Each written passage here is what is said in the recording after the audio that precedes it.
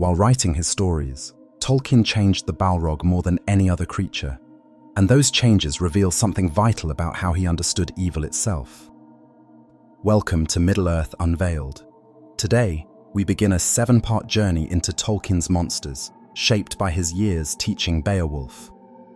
Tolkien learned that the best monsters reveal uncomfortable truths about courage, death, and the shadow at the world's heart.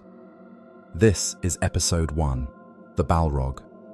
By the end of this saga, you'll see how one scholar's obsession with an ancient poem shaped every terror in Middle-earth. Deep in Moria, an age-old fear wakes, a terror older than Middle-earth itself, the horror of power turned against its true purpose. The Balrog isn't just a monster in the way, it's what happens when a being of light falls into darkness. Tolkien's own words try to capture the uncapturable. What it was could not be seen. It was like a great shadow, in the middle of which was a dark form, of man-shape maybe, yet greater, and a power and terror seemed to be in it, and to go before it.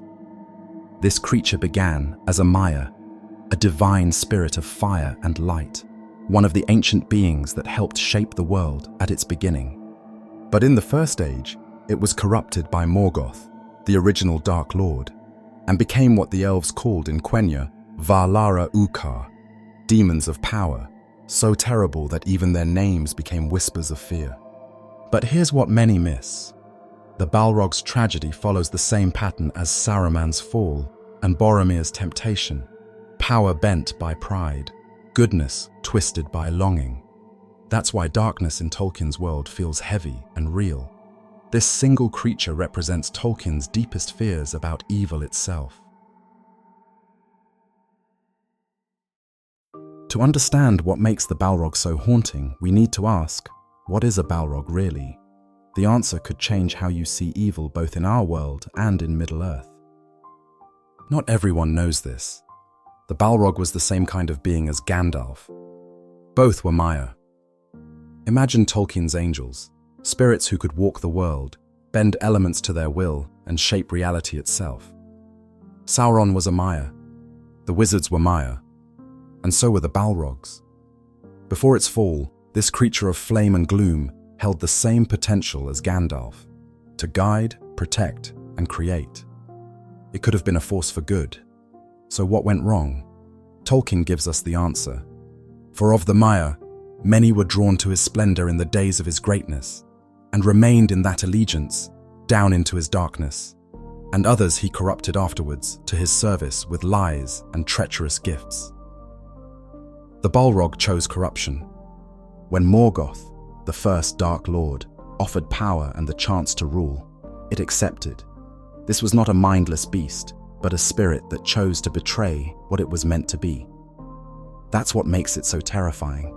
The Balrog kept its great power, but lost everything that made it good. It could no longer create, only destroy. It became pure devastation wrapped in primeval gloom. Aragorn sees the creature and knows. An evil of the ancient world. This foe is beyond any of you. This isn't just a big, scary monster. This is what happens when something meant to protect and guide chooses destruction instead. That choice, that fall, is something every person can understand. But let's go deeper. What woke the Balrog from its slumber, and what did it cost?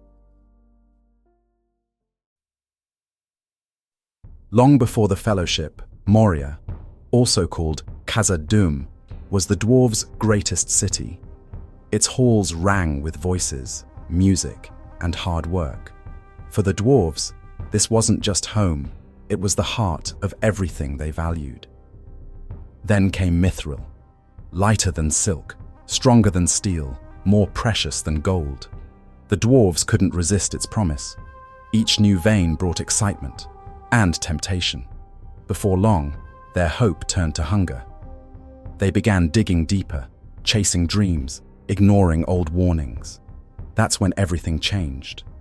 One day, the miners broke through to a place untouched for ages. In that darkness, they woke something ancient, Durin's bane, a Balrog hidden deep beneath the mountain, waiting. Glóin remembered the dread. Something has crept, or has been driven out of dark waters under the mountains. And then came the words no one forgets. The dwarves delved too greedily and too deep. You know what they awoke in the darkness of Khazad-dûm: shadow and flame. With the Balrog awakened, dread swept through Moria. In less than 2 years, the city was lost. Its beauty faded as darkness and water flooded the halls. Most dwarves fled, leaving behind everything but memory and regret. But some refused to give up. Years later, Balin and his followers tried to return and reclaim what was lost. Their hope didn't last.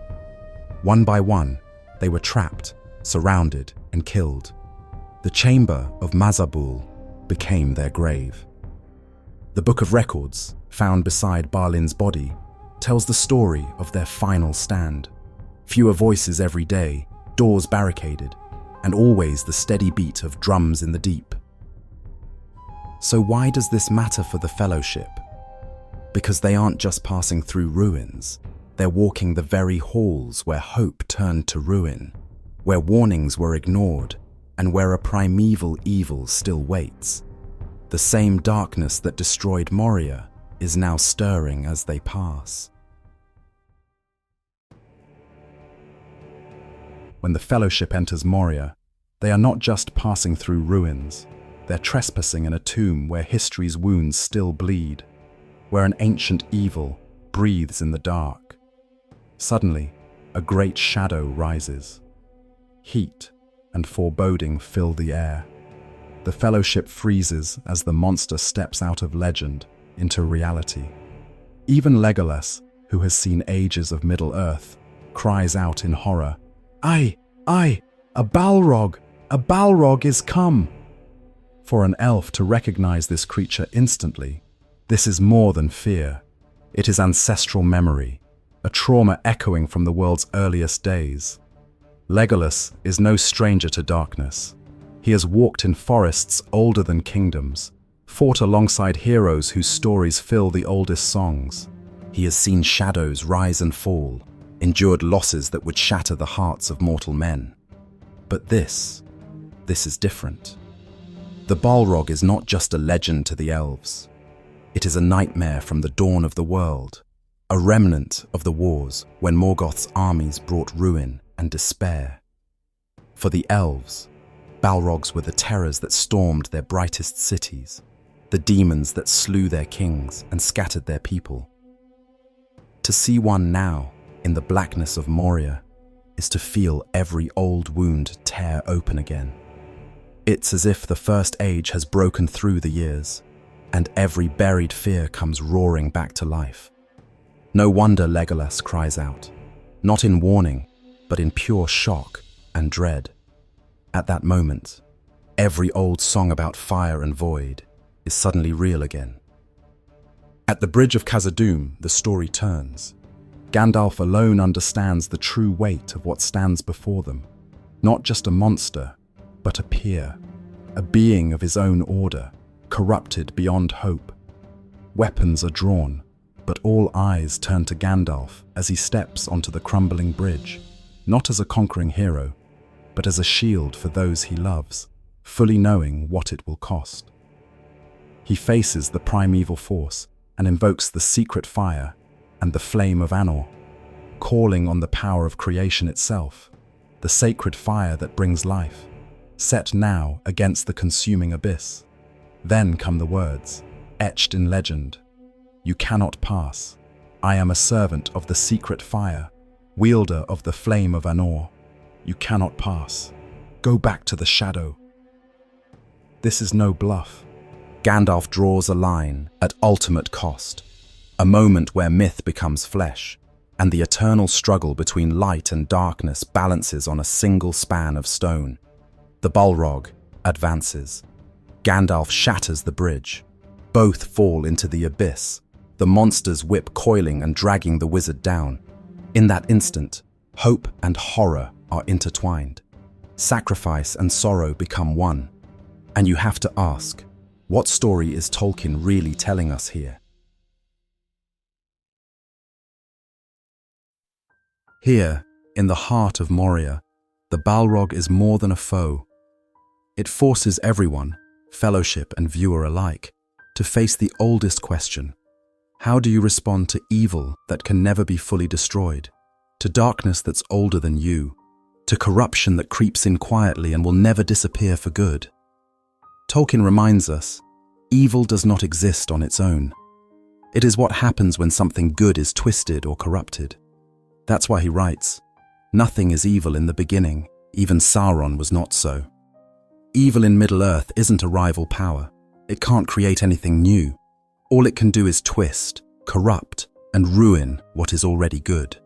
As Tom Shippey explains, for Tolkien, evil is always a distortion. It bends what was meant for good. It never truly creates. Monsters are what remain when greatness is warped by pride or longing. The Balrog was once a Maia, a spirit that helped shape the world's music. Now it can only silence that song with fire and void. That's why this moment matters. The monster doesn't just threaten the Fellowship's lives. It threatens their faith that the journey is worth it at all.